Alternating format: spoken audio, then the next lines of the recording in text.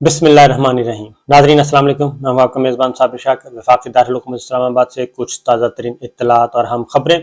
पाकिस्तान की सियासी सूरत हाल, मुआशी सूरत हाल, सिक्योरिटी की सूरत हाल बदतर हो चुकी है और इतनी बदतर हो चुकी है कि आप तसव्वुर भी नहीं कर सकते। हम वापस 9/11 की पोजीशन पे चले गए हैं।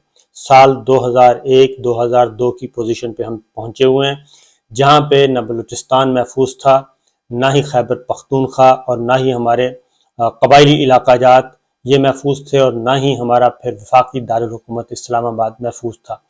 ये सिचुएशन इस वक्त हो चुकी है 20 साल के बाद। लेकिन असल अलमिया क्या है? असल अलमिया ये है कि मरासला सरकार इस तरफ किसी किस्म की कोई तवज्जो नहीं दे रही। वजीर दिफा खामोश। वजीर दिफा सिर्फ आपको एक बात करते हुए नजर आएंगे, इमरान खान, इमरान खान और इमरान खान। इमरान खान के कपड़े उतारने में ये दिन रात मसरूफ है। वजीर खारजा, वो कल मोहतरमा बेनज़ीर भुट्टो की बरसी थी और उस बरसी के मौके पे भी इमरानोफोबिया ही हमें नजर आया और तो कुछ चीज़ हमें नजर नहीं आई। कहाँ मोहतरमा बेनज़ीर भुट्टो और कहाँ पे कल वाली तकरीर।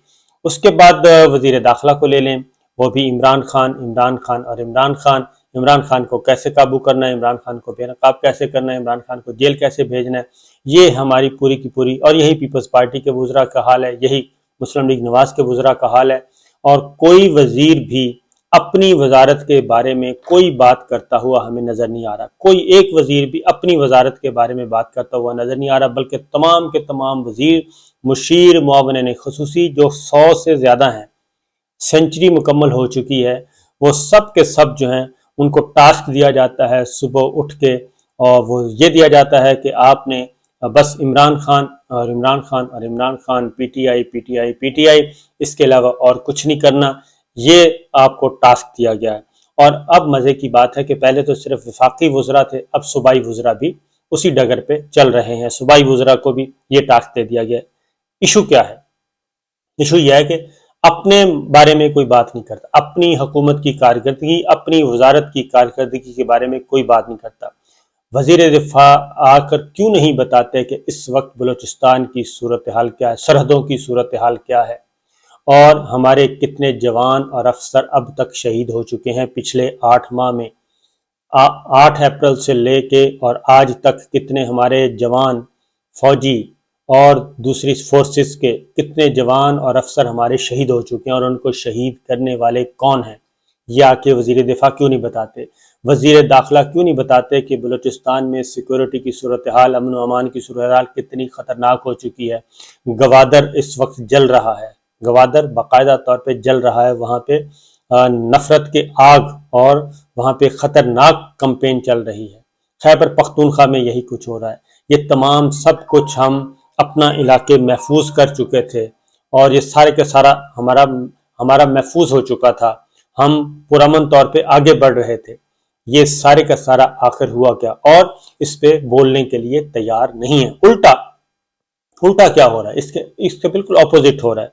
इसके अपोजिट ये हो रहा है कि मईशत की सूरत हाल, सिक्योरिटी की सूरत हाल बदतर, और आपस में कोई डायलॉग नहीं है पॉलिटिकल प्लेयर्स, अपोजिशन और हुकूमत के दरमियान, क्योंकि एक दूसरे की शक्ल ही देखना नहीं पसंद करते। अब उससे आगे फर्दर क्या हो रहा है? फर्दर ये हो रहा है कि एस्टेब्लिशमेंट ने, जाहिर है, जो जिसने कंटिन्यू करना होता है, कोई आए कोई जाए, एक हर मुल्क की एक एस्टेब्लिशमेंट होती है और वो एस्टेब्लिशमेंट जो है वही इंटैक्ट रहती है और वो अपनी प्लानिंग करती रहती है और उसने सूरत हाल को कैसे निमटना है वो करती रहती है। तो ये सारी बदतर सूरत हाल पे पिछले दिनों एक इजलास हुआ, बंद कमरे में इजलास चल रहे हैं, सलाह मशवरे किए जा रहे हैं। उन इजलासों में ये फैसला हुआ कि आपस में इनके तो ये जो मरासला सरकार आई है, इन्होंने तो बेड़ा गर्क कर दिया मुल्क का, और इसलिए अब कोई मजीद ऑप्शन पे बात की जाए।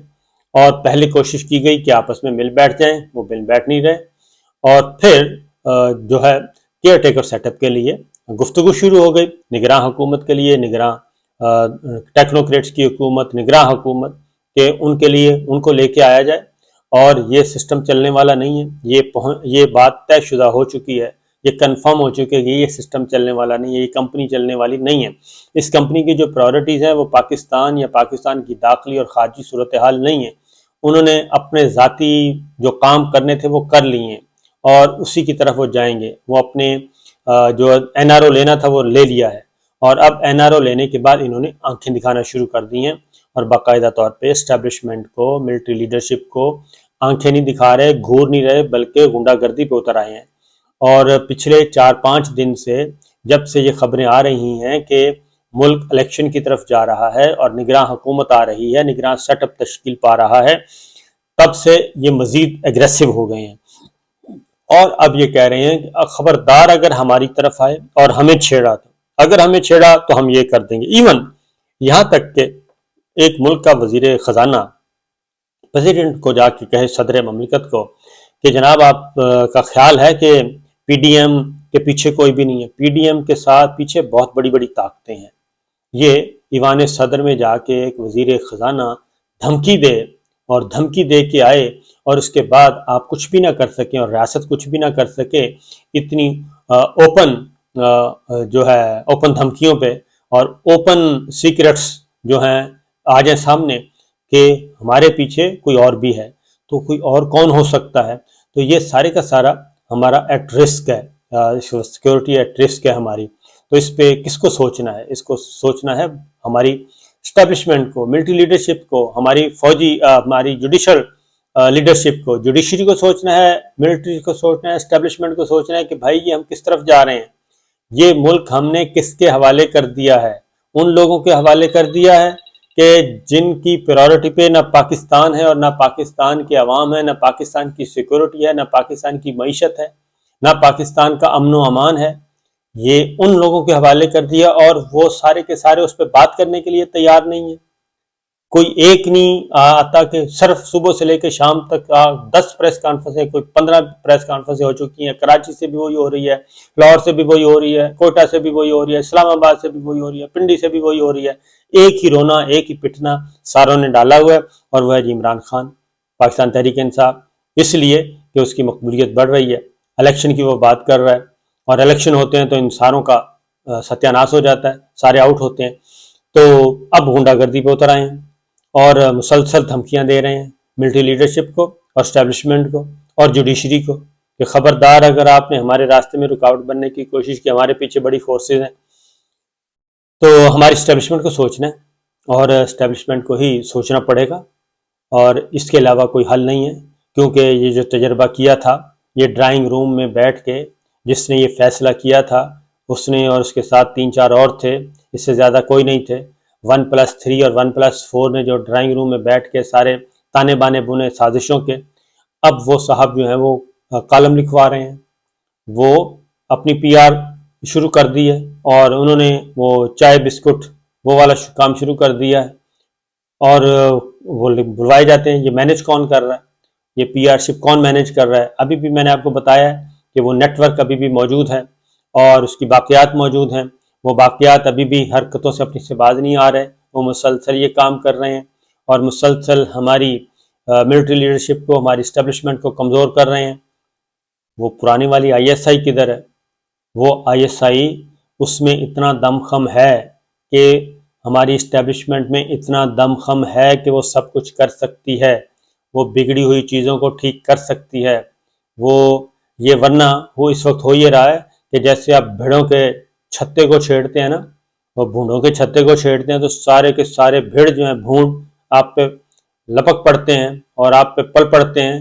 تو اس وقت مراسلہ سرکار یہ کر رہی ہے ہماری اسٹیبلشمنٹ کے ساتھ اور ہماری ملٹری لیڈرشپ کے ساتھ کہ تھوڑی سی ہلکی سی بھی وہ دیکھتے ہیں کہ حرکت ہو رہی ہے اور کوئی ادروائز سوچا جا رہا ہے، آؤٹ آف دی باکس سوچا جا رہا ہے، وہ فوراً حملہ آور ہوتے ہیں، اور یہ ہونا ہی تھا، اور یہ اس سے بھی زیادہ ہونا ہے۔ تو ہمارے ہاں میرے ایک بزرگ ہیں، ان سے میری کبھی کبھی بات ہوتی رہتی ہے، اور دعاؤں کے لیے بھی بات کرتے ہیں اور پاکستان کے لیے بھی بات کرتے ہیں۔ تو ان سے میری دوبارہ بات ہوئی کہ ہم یہ کدھر جا رہے ہیں، کیونکہ گوادر کی صورتحال، بلوچستان کی صورتحال بہت ہی خطرناک ہو چکی ہے۔ تو دوسری جانب خیر و فلاح کی کوئی خبر نہیں آ رہی، اور ان کے موجودہ حکومت ہے۔ تو انہوں نے کہا کہ یہ سارا کام بالکل ہو سکتا ہے، اور اس کے لیے بہترین، وہ کہتے ہیں کہ میرے پاس ایسی ہیں نصیحتیں ہیں اور ایسا روڈ میپ ہے، کچھ ہم بھی سوچ سکتے ہیں، کچھ ہم بھی کرتے ہیں، تو یہ آرام سے ہو سکتا ہے۔ وہ کہتے ہیں یہ 2-3 ہفتوں کے اندر اندر یہ جتنے بھی بول رہے ہیں اس وقت، جو تھریٹ جو دھمکیاں دے رہے ہیں ریاست کو اور ریاستی اداروں کو دوبارہ سے، جوڈیشری کو، ملٹری لیڈرشپ کو، اسٹیبلشمنٹ کو، تو ان کا علاج بہت آسانی سے ہو سکتا ہے۔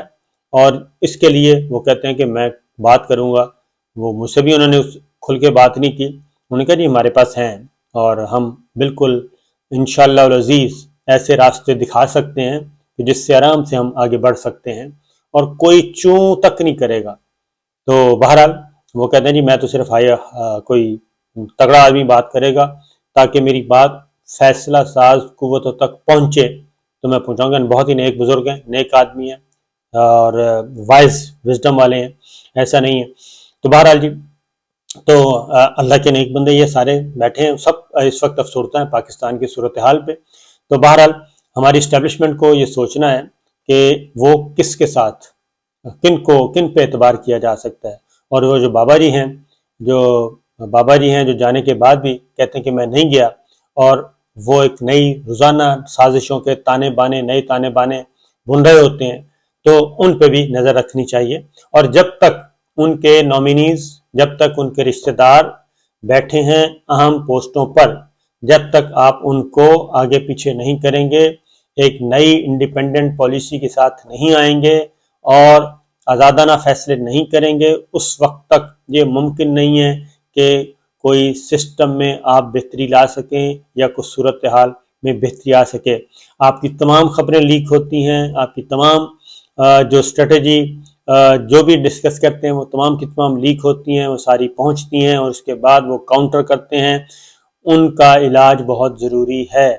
جب تک یہ کام نہیں کیا جائے گا تب تک ممکن نہیں کہ چیزیں اچھی ہو سکیں۔ پاکستان کو بچانا ہے تو پھر پاکستان کو بچائیے، نہ کہ کسی اور کو۔ اور اس میں آپ کو مثال دوں گا کہ بعض اوقات یہ ہوتا ہے کہ جی جناب اگر ہمارے اپنے بندے اگر نکل آئے تو وہ مورائل ڈاؤن ہو جائے گا، تو ادارے پہ حرف آئے گا۔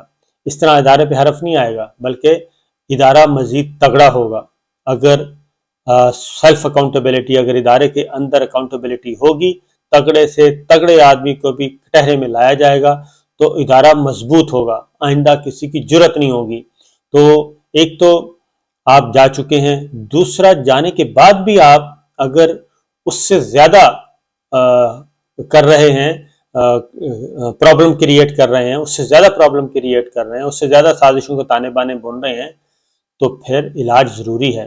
اور مجھے مسلح افواج پہ، اپنی مسلح افواج پہ بھی اور ہماری اسٹیبلشمنٹ پہ بھی اور ہمارے انٹیلیجنس اداروں پہ بھی، ان پہ مجھے پورا یقین ہے کہ وہ یہ سب کچھ کر سکتے ہیں، لیکن اس کے لیے ضروری ہے کہ ایک دفعہ آپ کو فرنٹ فٹ پہ کھیلنا ہوگا۔ پھر یہ نہیں ہے کہ جی وہ فلاں یہ کہے گا اور فلاں یہ کہے گا، کیونکہ اصل خوف ان کو ہے جو ان کے ساتھ جڑے ہوئے ہیں اور جنہوں نے تانے بانے بنے، ان کے مفادات ہٹ ہوں گے۔ آپ ادارے کے مفادات ہٹ نہیں ہوں گے، ادارہ مضبوط ہوگا۔ تو فی الحال اتنا ہی، اجازت دیجیے، اللہ حافظ۔